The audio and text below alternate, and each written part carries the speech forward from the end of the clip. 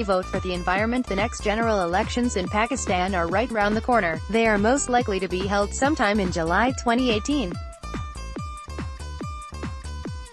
Starting from the sitting governments in the center and provinces and going back to the mid-1980s, our experience tells that almost all the previously elected civilian and military governments have shown complete indifference towards the daily environmental challenges that over 200 million Pakistanis face. A pretty much similar attitude has been of our concerned organizations, elected representatives, local government officials, media, and the general public.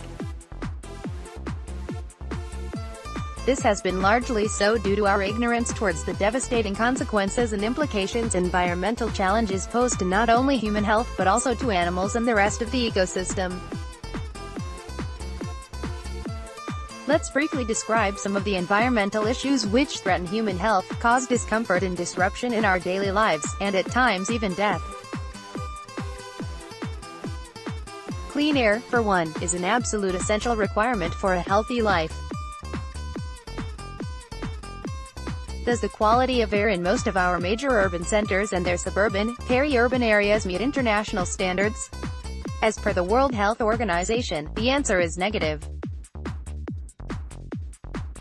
WHO maintains that in Pakistan the mean annual concentration of fine dust particles, 2 pm.5, is 60 micrograms per cubic meter of air, against the permitted level of 15 micrograms per cubic meter, which means it is 4 times higher than the set standard.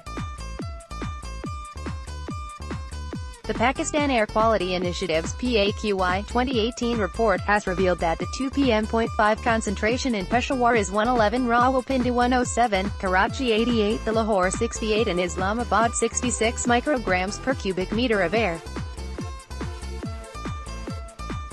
The report further states that every year 59,241 deaths are caused by air pollution in Pakistan.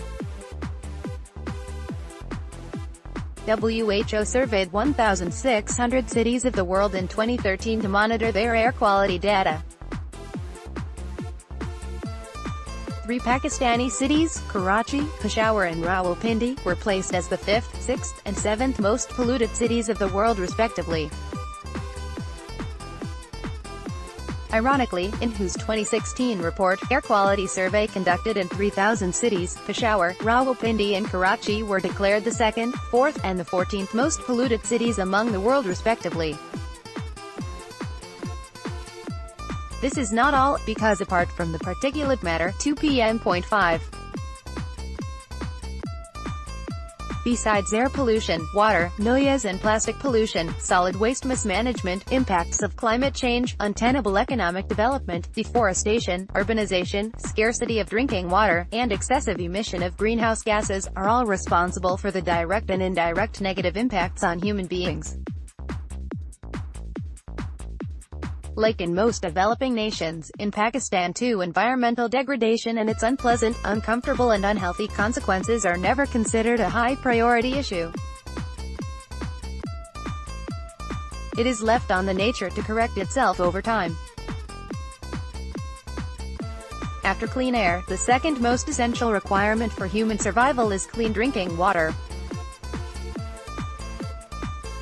According to a review article published by Dodd and 11 others in 2017, in a biomedical research journal, safe drinking water is available to just about 20% of Pakistan's entire population, while the remaining 80% are constrained to consuming unsafe drinking water.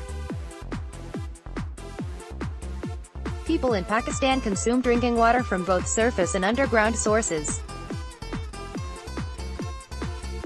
The sources of contamination include sewage, toxic chemicals from industrial effluents, pesticides and fertilizers discharged into drinking water sources.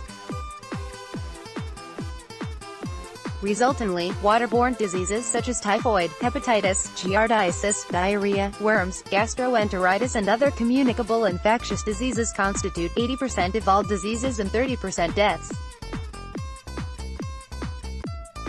A 2010 World Bank publication titled "The Cost of Environmental Degradation" made this horrific revelation that Pakistan spends 1 billion rupees every day as the cost for ignoring and neglecting environmental degradation. Providing safe and nutritious food at affordable costs to people of all social classes is the responsibility of the governments, but both raw and processed food, beverages, dairy products, cooking oil, spices, tea leaves, and vegetables, etc., are more often than not adulterated, thus unfit for human use. Besides, in none of Pakistan's major cities, including in the federal and provincial capitals, does a proper solid waste management system exist to date. According to the Pakistan Renewable Energy Society, about 20 million tons of solid waste is generated each year across the country. But only 50 to 60% is collected and disposed of in open dumping sites. The waste is not even segregated into recyclable, reusable and compostable materials. Almost half of the waste is left on the site to rot, resulting in stench and diseases which are spread through flying insects. Small and large manufacturing units related to the textile and leather industry, cement factories, brick kilns, stone crushing factories, mining activities, construction and demolition, car wash facilities, smoke and noise from vehicular traffic, toxic and hazardous. Waste from hospitals and maternity homes, changes in status of lands from agriculture or forest land to housing societies, all need to be regulated by governments through their line departments or other organization. The 70-year history of Pakistan and the role of its various governments has made it amply evident that not enough has been done about environmental hazards, and people continue to suffer. Perhaps now is the time to tell our political parties, leaders and opinion makers to do more. It is an appeal to the electorate to carefully evaluate how many political parties incorporate and prioritize such environmental issues in their election manifestos, and what strategies do they formulate to overcome human miseries instead of their rhetorical narratives. We wish to see a clean, green, healthy and environment-friendly and prosperous Pakistan at the turn of this decade. The writer is former professor and chair of the Department of Environmental Sciences at the University of Peshawar. Email via email protected.